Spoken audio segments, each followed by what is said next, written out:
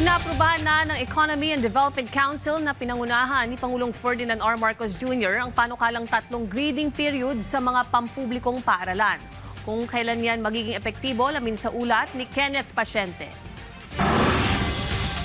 Sa pagbubukas ng eskwela sa taong 2026 hanggang 2027, ipatutupad na ang 3-term school calendar sa mga pampublikong paaralan para mapataas pa ang antas ng edukasyon sa bansa. Yan ay matapos itong aprubahan ng Economy and Development Council sa ika-8 meeting nito kahapon. Layunin ng bagong polisiya na mapakinabangan ang bawat oras ng pag-aaral na madalas na aapektuhan ng masamang panahon, pista opisyal at iba pang okasyon. Mula sa 4 na grading period patungo sa 3 grading period, magkakaroon ng mas mahabang tuloy-tuloy na oras ng pagtuturo sa mga estudyante na makatutulong sa mas maayos na learning pace at academic recovery bawat termino. Bukod dito, magkakaroon din ng panahon ng mga guro para sa professional development at pagsasagawa ng mga catch-up initiatives.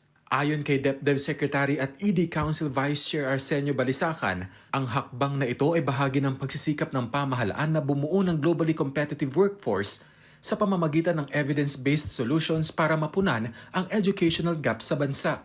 Batay sa 3-term school calendar, magsisimula ang unang term mula Hunyo hanggang Setyembre. Mula Setyembre hanggang Disyembre naman ang ikalawang termino, habang ikatlong termino ay mula Enero hanggang huling bahagi ng Marso.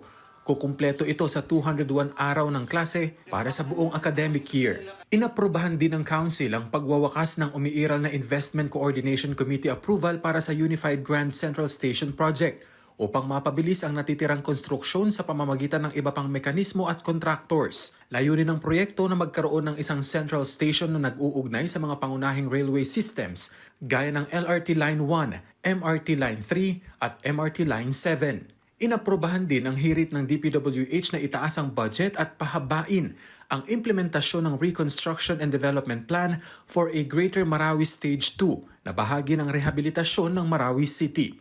Kasama rin sa natalakay ang proseso ng 201 infrastructure flagship projects sa ilalim ng Build Better More program kasama ang mga bagong proyekto. Kenneth Pasyente para sa Pambansang TV sa Bagong Pilipinas.